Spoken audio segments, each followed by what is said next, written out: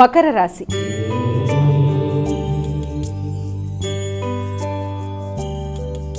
అమ్మ, మకర రాశి వారికి ఎలా ఉంది రోజు? ఈ మకర రాశి వాళ్ళకి ముఖ్యమైన విషయాలలో వీరు తీసుకునే నిర్ణయాలు కొంత స్వతంత్రంగా తీసుకునే నిర్ణయాలు అధికంగా ఉంటాయి.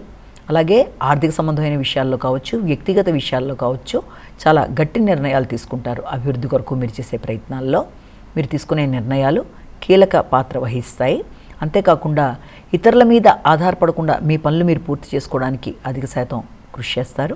ముఖ్యంగా ఉన్నత స్థాయి వ్యక్తులతో కానీ, లేకపోతే మీ యొక్క తండ్రి సమానులు మొదలైన వారితో కానీ మాట్లాడేటప్పుడు వీలైనంతవరకు వారికి గౌరవం ఇచ్చి, వారి దగ్గర నుంచి ఏదైనా మీరు సలహా సంప్రదింపులు తీసుకునేటప్పుడు జాగ్రత్తగా వ్యవహరించి ముందుకు వెళ్ళినట్లయితే అపార్థాలకు అవకాశం అనేది లేకుండా ఉండే అవకాశం ఉంది. కుంభరాశి.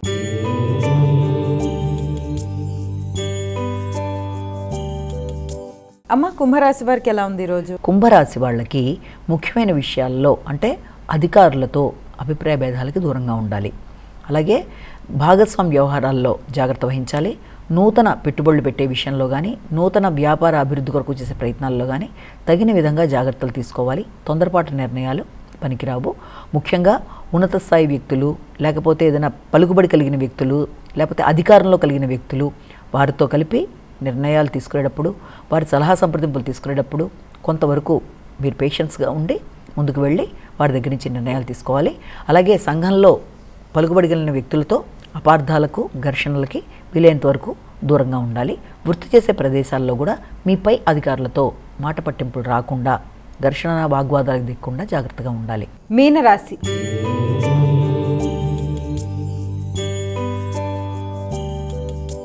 అమ్మ, చివరిదైన మీనరాశి వారికి ఏ విధంగా? ఈ మీనరాశి వాళ్ళకి ముఖ్యంగా మీ యొక్క ఇమ్యూనిటీ పవర్ పెంచుకోవడానికి ప్రయత్నాలు అనేవి అధికంగా చేస్తారు. ఆలోచనలతో నూతన ప్రయత్నాలు అంటే సృజనాత్మకత పెంచుకునే విధంగా ప్రయత్నాలు చేస్తారు. అలాగే ఆర్థిక పెట్టుబడుల కొరకు ఆలోచనలు అనేవి చేస్తారు.